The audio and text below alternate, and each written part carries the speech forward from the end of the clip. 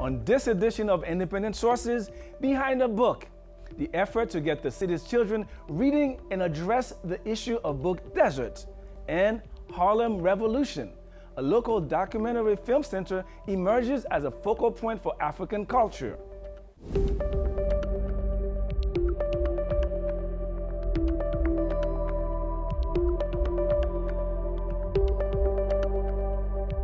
Independent Sources, your window to the city's ethnic and immigrant communities. Here's your host, Garry Pierre-Pierre. Recently, we've been looking at the issue of literacy in New York City. A few weeks ago, we focused on how advocates were trying to get more young people reading despite a number of bookstore and library closures throughout the city. This week, we'll focus on Behind the Book, an organization that hopes to inspire New York City public school students to read by bringing accomplished authors into the classroom. Later on, I'll talk to two experts about addressing illiteracy, especially in poor communities. My guests will be Joe Humans, the executive director of Behind the Book, and Dr. Susan B. Newman, a professor of childhood and literacy education at NYU Steinhardt. Newman published a well-known study focused on book deserts, or areas where books are hard to find. But first, we'll learn more about Behind the Book in this segment produced by Caroline Riddell. These third graders are not just listening to a story. What they hear and see in this classroom is possibility. Welcome to Behind the Book, a program that brings accomplished authors into New York City public schools. The kids are so excited, to meet an author, and just the author inspires them to become better writers, and it just helps them to believe that they too one day could become, fulfill their dreams of becoming an author if they wish. To meet a book author is really cool because you get to know more about that person in the book. We saw Behind the Book in action at PS 154 in Manhattan with Paige McBriar, author of Beatrice's Goat, a story about a young girl in Uganda whose life is changed when her family receives a goat. And the gift of the dairy goat allows her to sell the extra milk to her neighbors and save up enough money to go to school. The authors in Behind the Book spend time working with the students, helping them to develop their own writing. I really do get more of a chance to interact with the students, and we do some activities. It's not just me talking to the kids about a book. It's some fun activities that we do, and the fact that I get to come back a second time and each child gets his or her own book. Those are all things that really reinforce the power of reading and the power of learning and the power of community. Behind the Book is working in 68 New York City classrooms this year and handing out 4,500 books to students. It's a powerful process for kids, going from reader to writer to true author. By the end of the program, the kids see themselves as rock stars because they've been through a lot of writing and editing with the author. They see themselves as friends with the author, again, even the high school kids. And if they write books, the books go into the school libraries and other kids have an opportunity to take out those books and they become the stars of the school. Behind the Book is about reading and writing, but it's also about building confidence and critical thinking. All the programs we do are designed to make them critical thinkers, to make them have to think about what they're doing, develop their own opinions, back up those opinions. These are very basic skills that a person needs in order to be successful in the world. Success that begins by turning a page. I'm Caroline Riddell for Independent Sources. Tell us more about this program, fascinating concept. I came up with the idea because I brought some authors into a school to help some people out. And then I was in the library and I saw how very excited the kids were and took ownership on all these books that they hadn't read before because they had met the author. So I thought that if I did a program similar to that, but more in depth in Title I schools, the lower income level schools in New York City that are having the most difficulty with reading and writing, that it would be very, very effective. So we changed the program up to include giving the anchor text to the students so that they would read it in advance with the teacher. The author came twice, so the author would give a writing assignment and then work on the writing assignment with the students, and then a written piece was a part of the program. that was kind of the beginning, and we started with 16 high school classes. And then as we developed... When did you start? When did you start? 2003 was our first year in school. So this is our 14th year. We're just ending our 14th year of programming. And what we've added since then is field trips related to the field of study. We've got 4 classes going to the UN this year.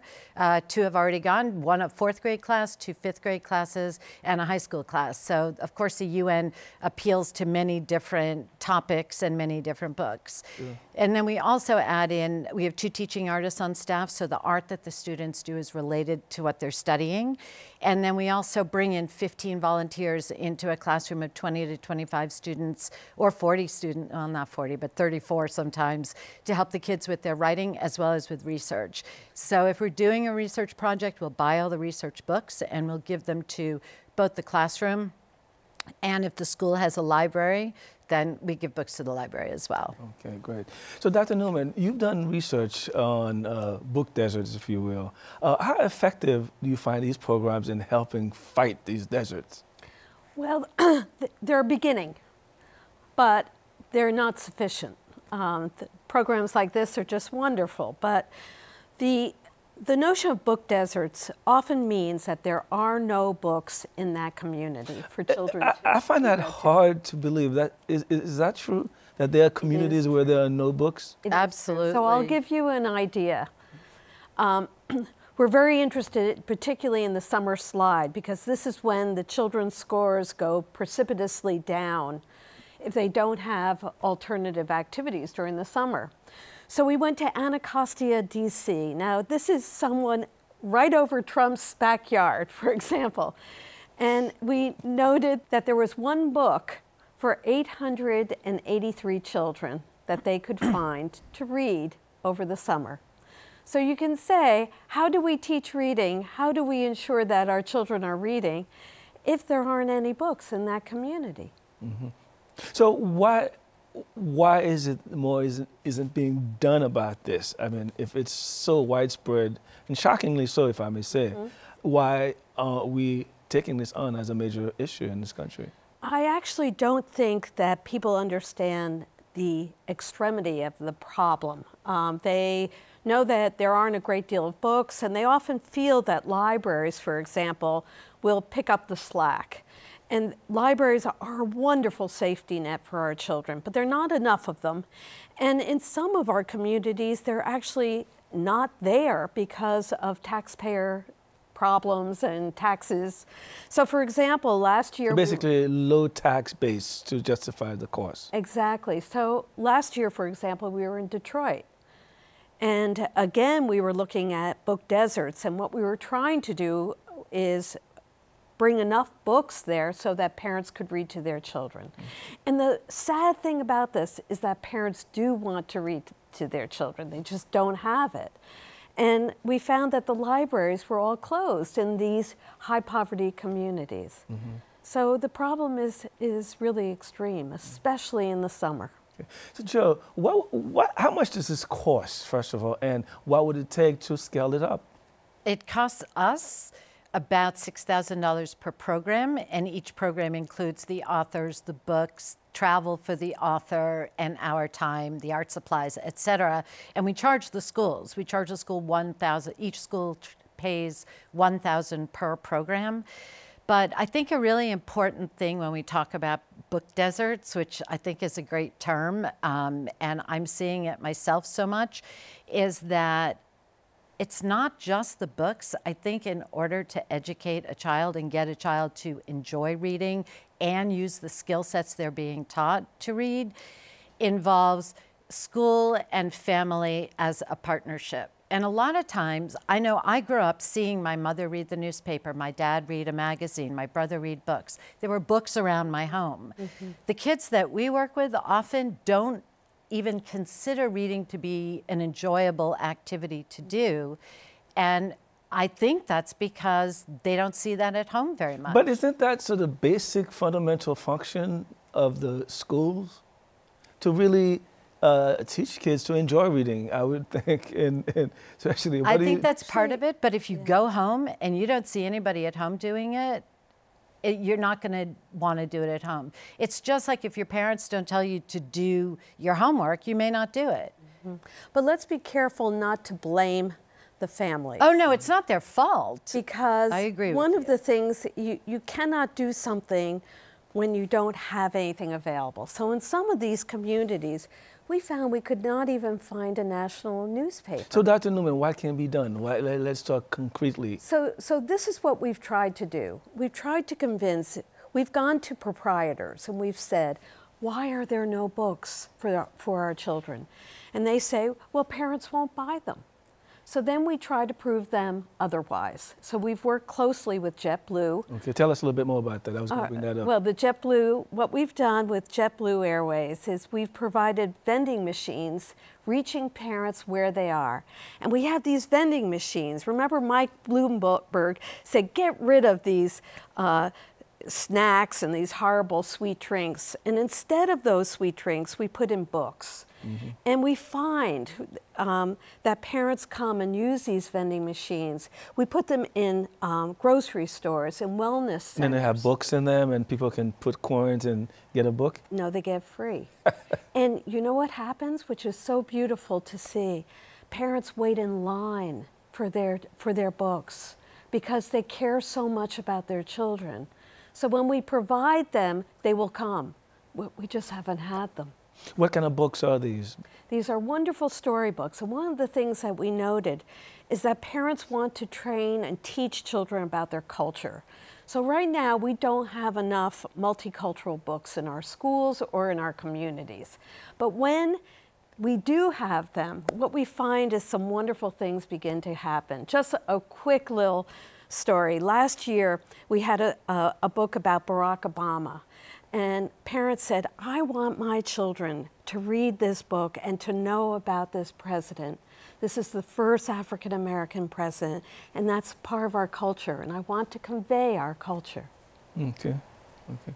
Joe, is this something that you guys are thinking of doing as well? We do all the time. We focus really strongly on trying to bring in authors and books that, first of all, have the kids in them, have people of color in a picture book, or have people of color as part of the story. And we also try to bring in as many as possible Hispanic, African American, and Chinese, because those are the schools we're in currently. And as we grow, we are looking for more diverse authors, and we're very involved with We Need Diverse Books. I think publishing houses are taking notice and working really hard to bring in good books that have diversity in them, but we use our authors in a sense as role models for the kids. Sure. We're not saying, as it said in the video, that we want our kids to all be authors by any means. We're saying we want kids who can read and write and think critically. Whether they're going to college or not, if you're going to read a contract, you should know what you're signing, et cetera, et cetera. We do give away a lot of books. In fact, KPMG, the accounting firm, just gave us, through First Book, we're allowed to buy, I think it's about 8,000 books for the kids in our programs, which we're doing. And they're books, they'll either be books that the kids can take home and or books that they can use in the classroom. So they'll end up taking home books as well as having more books in their classroom libraries. Unfortunately, we're out of time. Jill Youmans, Dr. Susan Newman, thanks for joining us. Well, thank you. It's been a pleasure. Thanks very much for having me. Good. When we come back, sowing seeds of revolution in Harlem.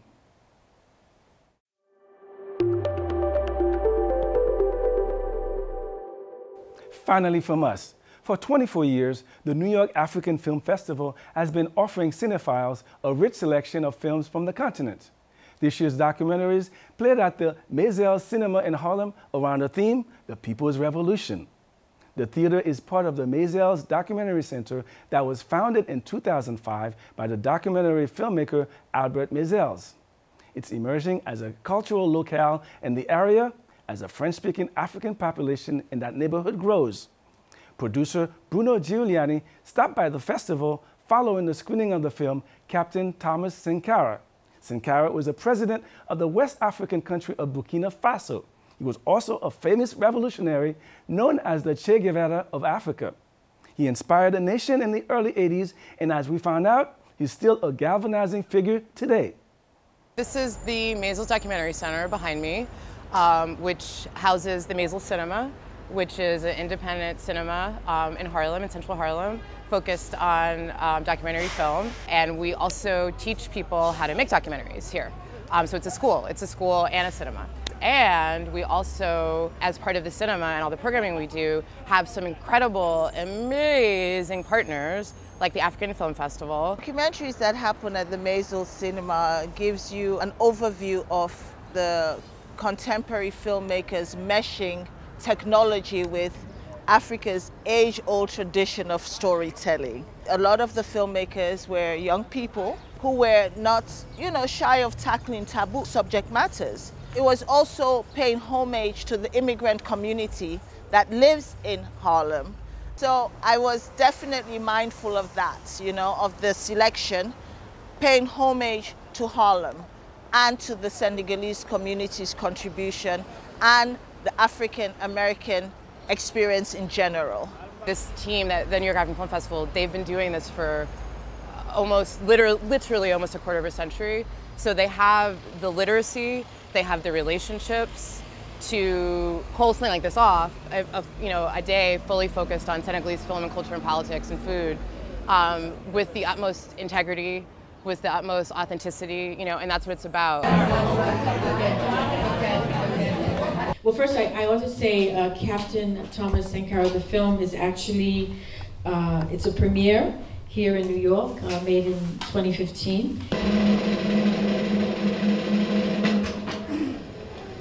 Pourquoi le Burkina Faso? Pourquoi avoir voulu changer le nom de la Haute-Volta? Oui, parce que Haute-Volta, cela ne voulait rien dire pour personne, en particulier pour nous, Burkinabés. Et c'est un nom qui ne nous renvoie qu'à un passé colonialiste. Par contre, Burkina Faso est un nom puisé dans le terroir même, qui a une signification dans notre langue. Qui veut dire patrie des hommes honnêtes. The whole independence movement happening, that 10-year window of us being masters of our own universe, it was amazing. And then the domino effect happened. All over West Africa, East Africa, all these leaders, one after the other, were toppled. And so someone like Thomas Sankara brought this flicker of light of hope. We thought, okay, our dream was deferred, but now it's coming back. Monsieur le Président, ma proposition ne vise pas simplement à provoquer ou à faire du spectacle. Je voudrais dire ce que chacun de nous pense et souhaite. Qui ici ne souhaite pas que la dette soit purement et simplement effacée? Celui qui ne le souhaite pas, il peut sortir, prendre son avion et aller tout de suite à la Banque mondiale payer. When I saw the film, there's a lot of things that I just saw that I couldn't believe he was this kind of a guy. He was like, for me, a revolutionary. He was a visionary. He was also a socialist, communist, feminist. It was like one person with a lot of quality.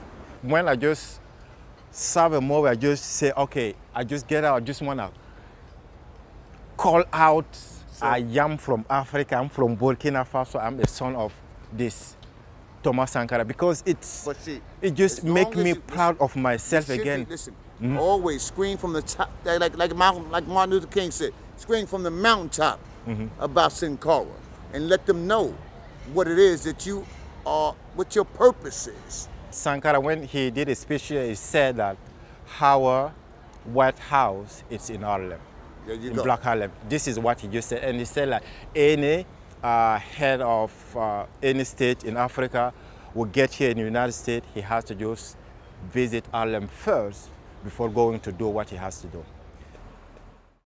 The New York African Film Festival will continue screening films over the summer. You can see the schedule of these films on their website, africanfilmny.org.